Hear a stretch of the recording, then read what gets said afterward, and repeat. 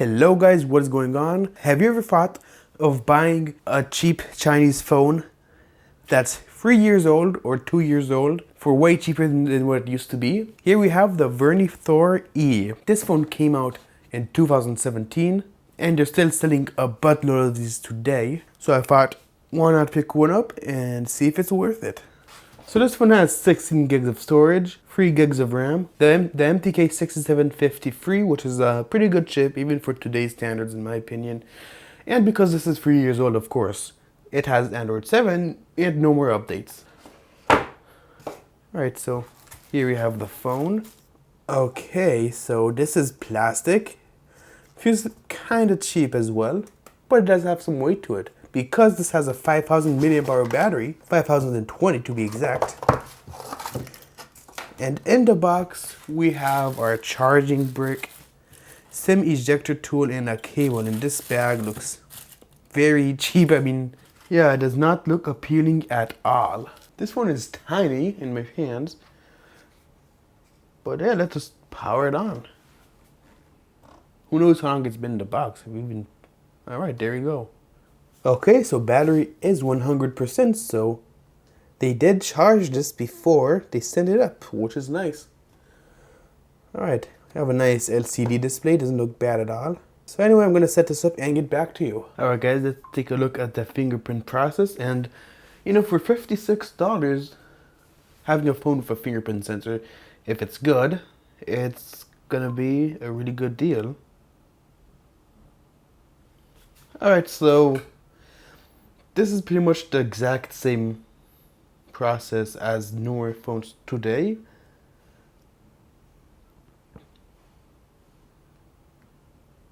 Yeah, that's pretty much it.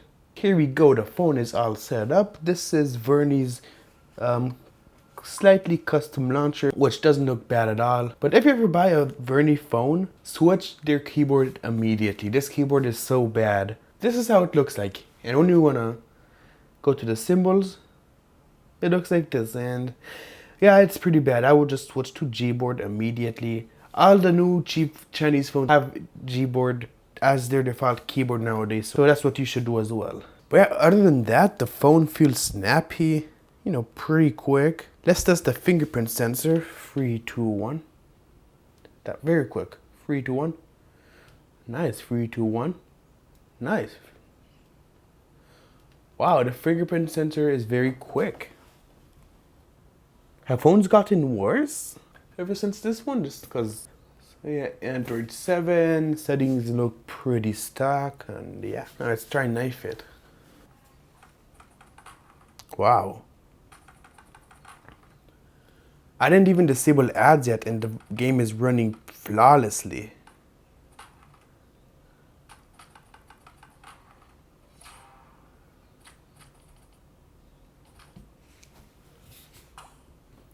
Wow, literally zero lag.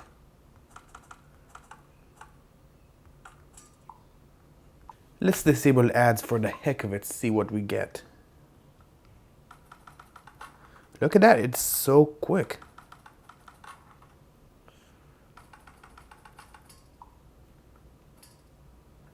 So yeah, I basically knew it. Phones got worse. Their chips, I don't know what happened. MediaTek 6753 was really good. It actually looks a bit better than the Alcatel C18 Pro I just reviewed.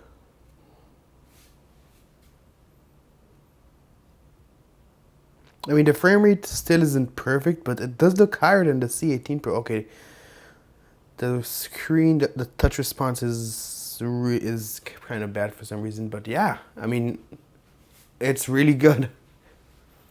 So to summarize, for light games, the phone will do perfectly fine. But I already know that more demanding games like PUBG, it's not gonna do so well. So not gonna test that.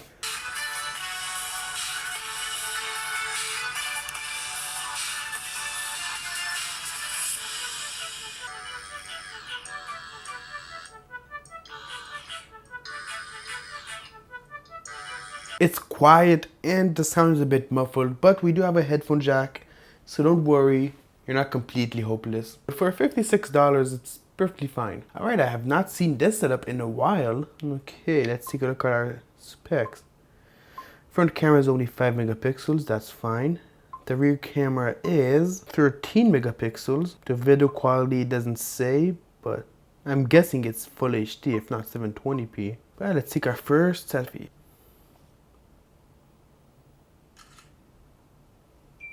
Let's go outside.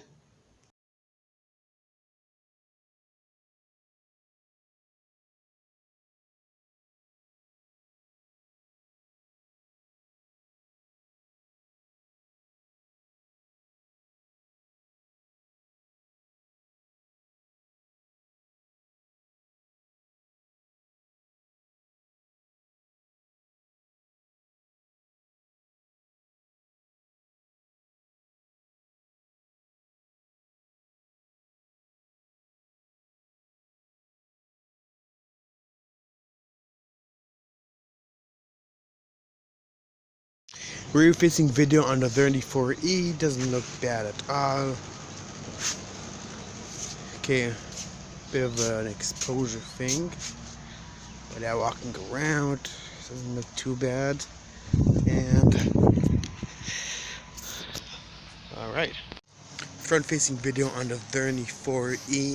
Also don't know the resolution exactly, but doesn't look too bad. Actually looks kind of better than the rear, but not in terms of quality, of course. And here in the sun, bright as heck. I'm gonna go back to the shade, and yeah, that is the front camera.